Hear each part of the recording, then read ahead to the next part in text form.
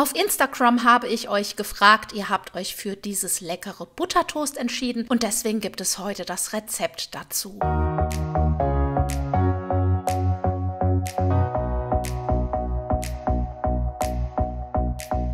Herzlich willkommen zu einem neuen Video. Ich freue mich, dass ihr wieder bei mir eingeschaltet habt. Wir starten los. Dieses Toastbrot ist dem Lockdown angepasst, nämlich es wird ohne Hefe gebacken, die es nämlich gerade im Supermarkt so gut wie überhaupt nicht zu kaufen gibt. Aber natürlich benötigen wir nichtsdestotrotz ein Triebmittel und deswegen verwende ich für dieses Rezept Hefewasser. Das Hefewasser kann übrigens im Austausch zu der klassischen Hefe idealerweise verwendet werden. Ich habe dazu einen Blogpost geschrieben, dort könnt ihr alles nachlesen, wie Hefewasser hergestellt, gehegt und gepflegt wird und vor allem, wie ihr es auch anwendet. Den Blogpost zum Herstellen und Verwenden von Hefewasser verlinke ich euch in die Infobox. Das Hefewasser habe ich vor 24 Stunden aufgefrischt, habe es bei Zimmertemperatur stehen gelassen und nun kann es verwendet werden. Gestartet wird etwa 12 bis 15 Stunden vorher. Es wird nämlich ein Vorteig hergestellt, der nämlich genau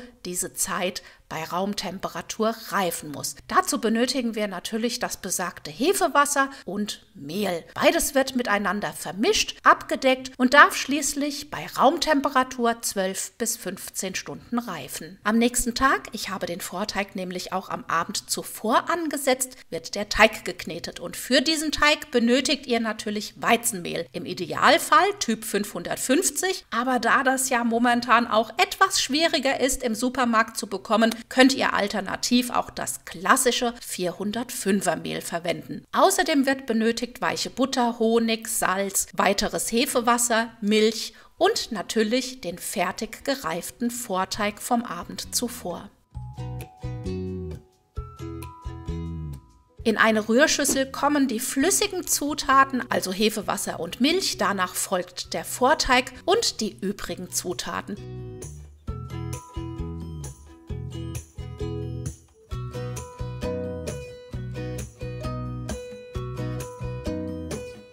Der Teig wird so lange geknetet auf eurer Knetmaschine oder mit den Händen, bis er die Fensterprobe bestanden hat. Letztendlich ist es oftmals doch schwierig, sich nach Knetzeitangaben im Rezept zu richten, da jedes Gerät anders knetet. Oder vielleicht knetet ihr auch mit der Hand. Ihr solltet auf jeden Fall die Knetzeit als Richtwert nehmen und zwischendrin immer wieder eine Fensterprobe machen. Und erst wenn der Teig die Fensterprobe bestanden hat, dann ist er fertig geknetet. Nach etwa 10 Minuten habe ich ein Stück Teig abgenommen, wälze es ein wenig in Mehl, da es etwas geklebt hat und ziehe den Teig auseinander. Und wenn er so reißt, wie ihr jetzt gesehen habt, dann muss er auf jeden Fall noch weiter geknetet werden. Die ganze Prozedur macht ihr so lange, bis ihr euer Teigstück so schön auseinanderziehen könnt, schön dünn auseinanderziehen könnt, sodass ihr fast durchschauen könnt. Dann hat es die Fensterprobe bestanden und der Teig ist fertig geknetet.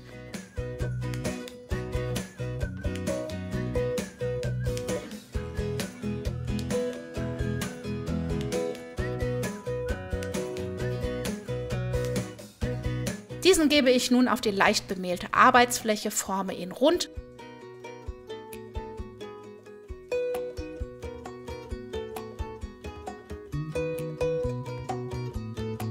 Gebe ihn schließlich in den Rührtopf zurück, decke den Rührtopf ab und lasse den Teigling 60 bis 90 Minuten an einem warmen Ort aufgehen. Er sollte sich in etwa verdoppelt haben. In der Zwischenzeit fette ich schon einmal eine Kastenform. Meine hat eine Länge von 30 cm.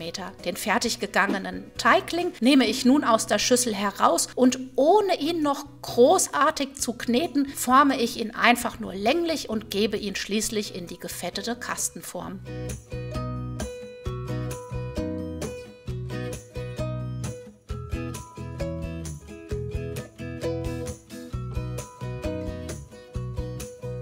Die Kastenform wird nun mit etwas Folie und einem sauberen Küchentuch abgeklebt. abgedeckt und muss nun an einem warmen Ort ruhen, so lange, bis der Teigling über den Rand der Kastenform hinausgewachsen ist. Hier ist wirklich Geduld gefragt, denn Hefewasser ist deutlich träger als die klassische Hefe aus dem Supermarkt. Mein Teigling hat dafür 3 Stunden benötigt, die ich ihn an einem warmen Ort stehen gelassen habe. Der Teigling wird nun einmal längs etwa 1 cm tief eingeschnitten und bestimmt ist euer Messer ein wenig schärfer wie meins und schließlich kommt die Kastenform in den vorgeheizten Backofen.